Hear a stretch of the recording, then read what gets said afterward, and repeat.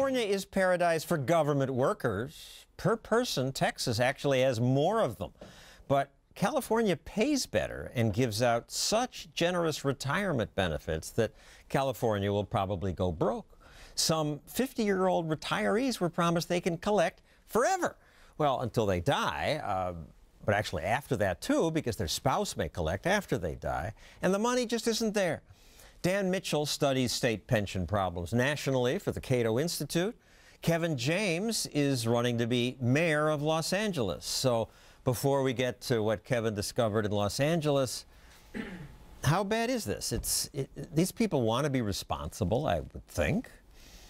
I'm not sure they want to be responsible. I think the politicians want to get reelected, and the state government workers want to get as much as they can before the whole house of cards comes tumbling down. The problem is California is Greece, the Greece of America. There are too many people riding in the wagon, not enough people pulling the wagon. Now they've raised taxes, so you're going to see the productive people leaving the state and more people living off the government, voting for more government, but sooner or later, nobody's there to pay the bills. All right, they pay the workers more in California, but California has a higher cost of living.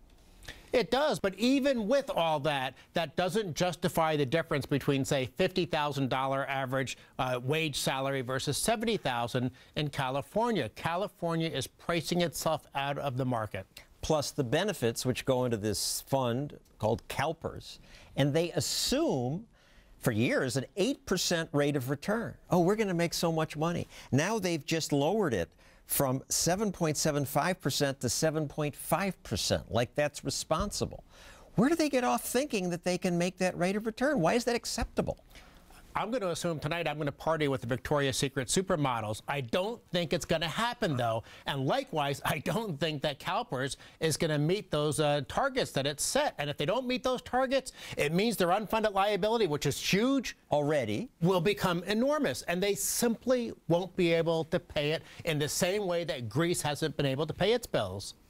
All right, Kevin, let's talk about Los Angeles. You're running for mayor, so we won't go into your campaign specifically, but one thing you told me that astounded me is that the Los Angeles City Council members are paid $178,000 per year.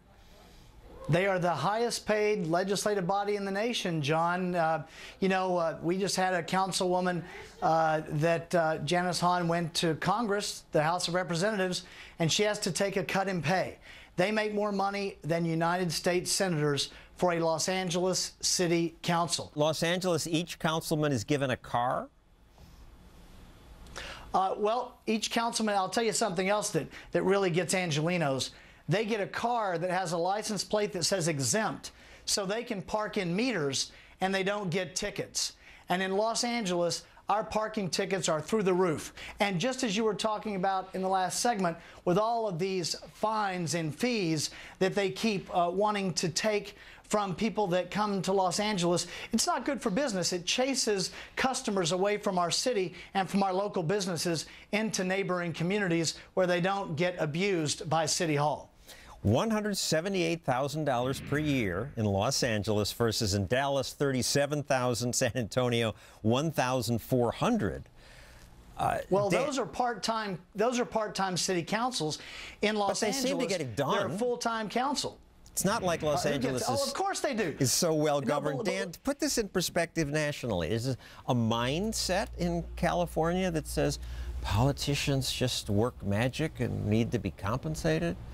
I think what happened is during the boom years in California, for decades after World War II, people were just pouring into the state. It was a lot of opportunity, great climate, and sure, government can charge a little bit more to get the great climate of California, but at some point, you hit the tipping level where all of a sudden it's just too expensive to create jobs, it's too expensive to finance a bloated workforce, it's too expensive to maintain all these pensions. But by the time you reach that level, if more than 50% of the voters in your state are somehow riding on the wagon, are either government welfare beneficiaries, government workers, or the retired living off government, how do you ever change? And that's what makes me so pessimistic. A beautiful state that I think is being ruined by big government. Thank you, Dan Mitchell and Kevin James.